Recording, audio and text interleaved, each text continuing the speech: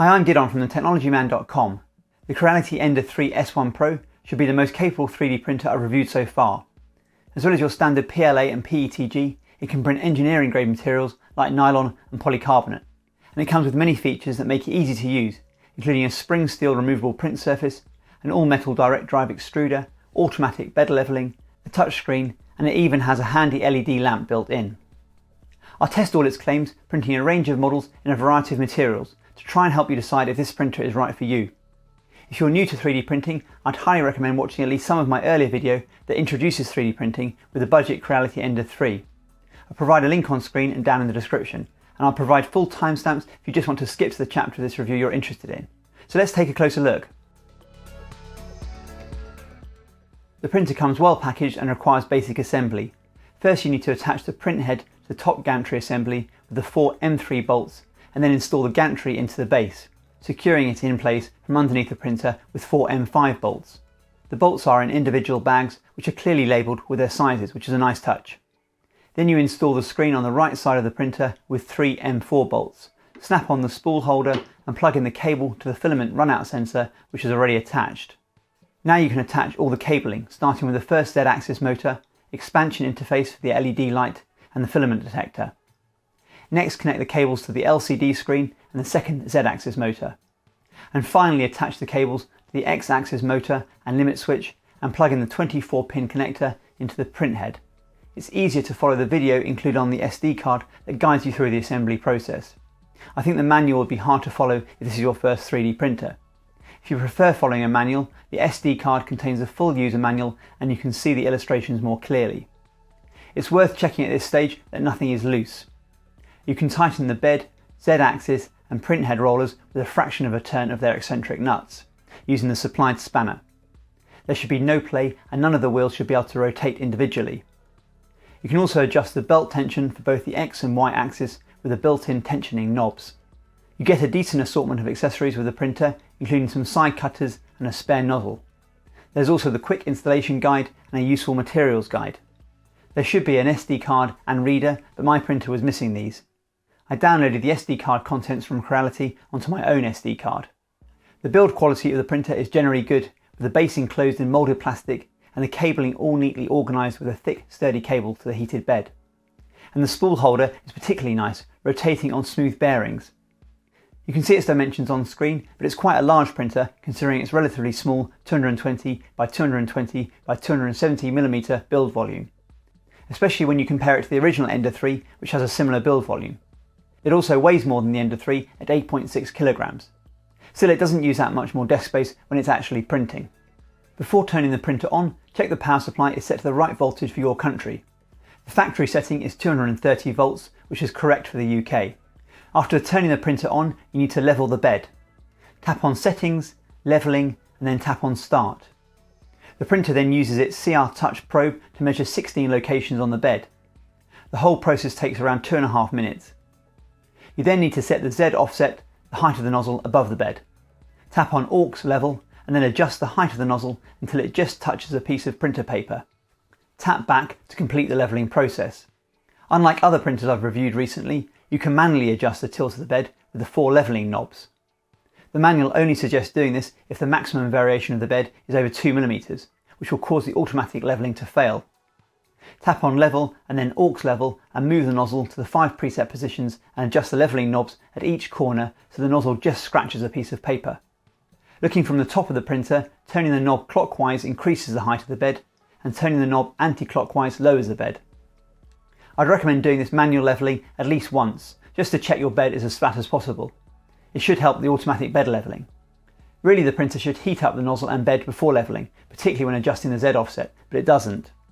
So you need to manually preheat the nozzle and bed if you want to set the Z offset more accurately. This will take account of any thermal expansion, but also melt any hardened filament since you'll normally have filament loaded. Tap on Ready, Manual, Preheat PLA. Then tap on Level, Settings again and then Aux Level and adjust the Z offset with the up and down arrows. This appears to be the only way to get to Z offset before a print, which is a little cumbersome. And you can only adjust the Z offset in 0.05mm steps. I prefer finer steps. Tap on Back when you're done. There's no automated way of loading filament. Just make sure you've tapped on preheat PLA as just described, or you can set the nozzle temperature to whatever you want under nozzle temp.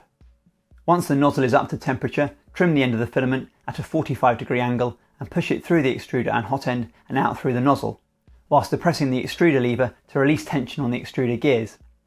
There's no way to unload filament automatically either. As before, just ensure the nozzle is up to temperature, depress the extruder tension lever and push some filament out of the nozzle and then pull the filament out of the print head. The front of the printer has a full-size SD card slot and a USB-C port for connecting to a computer or a Raspberry Pi with Octoprint, for example. Beside these ports, there's a useful, generously sized tray for your accessories. On top of the printer, there's an LED lamp with its own power switch. This is a great addition, especially when printing at night. This is a pretty capable 3D printer. It has an all-metal hot end which can reach temperatures up to 300 degrees centigrade. This allows printing of a wider range of materials, including engineering-grade filament like nylon and polycarbonate. And it's a direct dry setup, with a dual-geared extruder that sits directly above the hot end, unlike your typical Bowden setup where filament has to travel through a length of PTFE tubing from the extruder to the hot end. This makes loading and unloading filament easier and should allow printing of more flexible materials that can be difficult to print with a Bowden setup. I started out printing the Ender coin supplied on the SD card in eSun PLA+. You can adjust the Z offset while printing if need be by tapping on the printing parameters at the top of the screen and then Z axis comp. This print came out very well. It's hard to spot any flaws. And the S1 Pro uses a removable textured PI build plate that makes removing prints easy. You either wait for the bed to cool down and they generally just pop off, or you can flex the sheet as soon as the print finishes to remove them. Next I sliced my own models in Cura. Creality prefer you use their skinned version of Cura that already has profiles for this printer, but it's based on an older release of Cura. I had to set up this printer manually, but you can copy settings from their slicer. And Creality supplies a useful guide that provides settings for various materials that will get you started. It would be easier though, especially for beginners, if Creality just supplied profiles for popular materials that you could import. I'll include my custom profiles down below in the description, but I'm sure this printer will be included in a future release of Cura soon. Next I tried the 3D Benchy test print, which is a great way to identify any printing issues.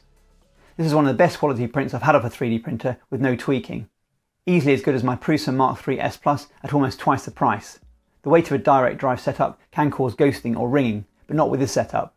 Although this isn't a fast printer, which will contribute to the quality of this print. This print took just over 1 hour 50 minutes.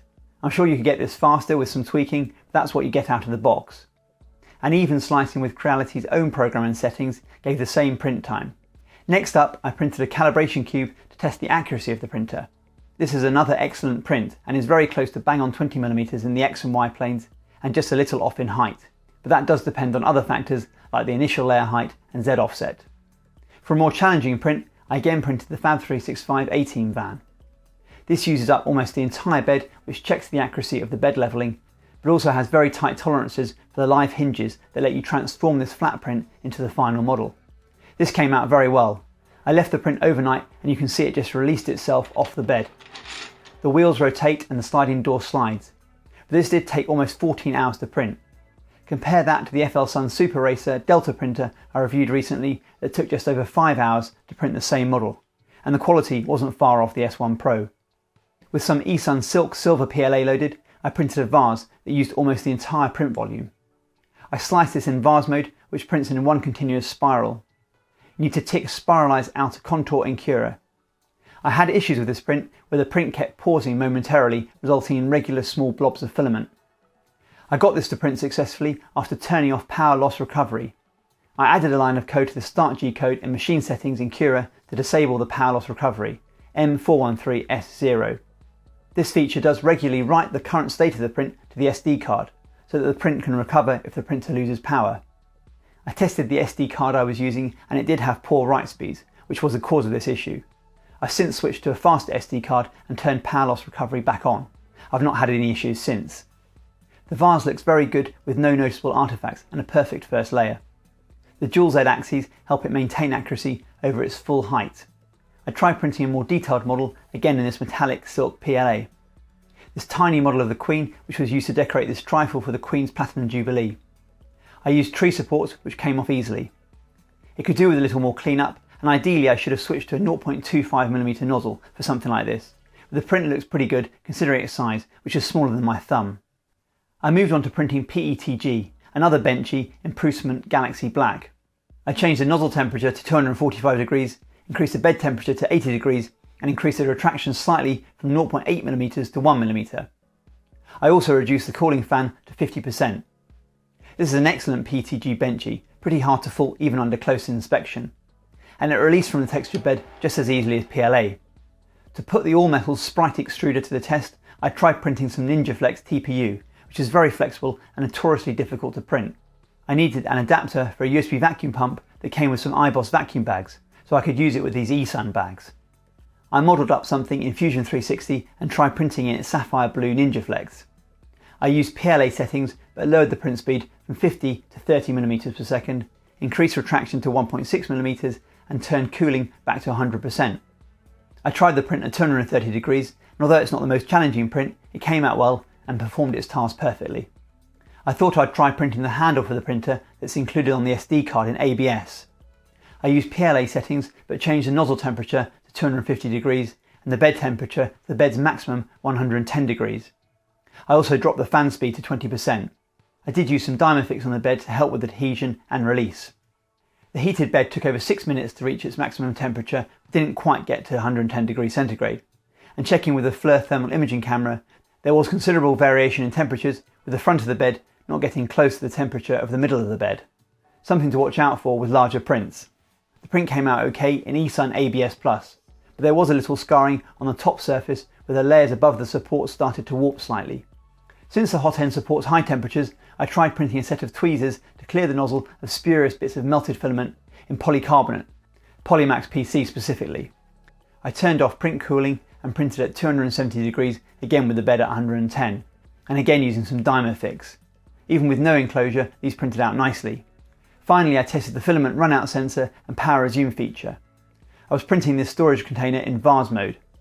The nozzle moves to its home position when the print runs out of filament, and you're prompted to change filament. The nozzle and bed temperatures are maintained, but you can't change anything via the touch screen. You can only tap to confirm you're ready to continue. After a power outage, you'll just get a message to continue the print.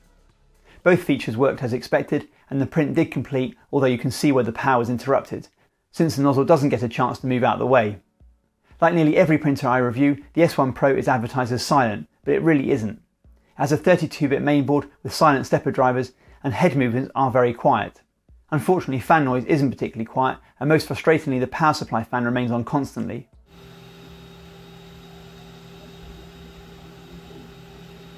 I'd be very happy to pay a little more for a printer with a decent power supply that you only hear when the printer is printing, like on my Prusa MK3S Plus. I leave this on all the time so I can send prints wirelessly via Octoprint, and I can't hear a thing until the print starts. Although print head movements are quieter with the S1 Pro, and it's certainly a lot quieter than my old Ender 3. The printer has a 24V 14.6 amp Creality branded power supply, and idling the printer consumes around 7 watts, or over 13 watts with the LED lamp turned on. My test calibration cube used 66 watt-hours to print with the LED lamp off. My best result so far, helped in part by the partially insulated bed. The touchscreen is fairly responsive, but the user interface is not very well thought out. For instance, the preheat filament, you need to tap ready, then manual, then preheat PLA. I'm not sure why such a common menu item is so hidden away. And as I mentioned earlier, Z offset is awkward and time consuming to adjust.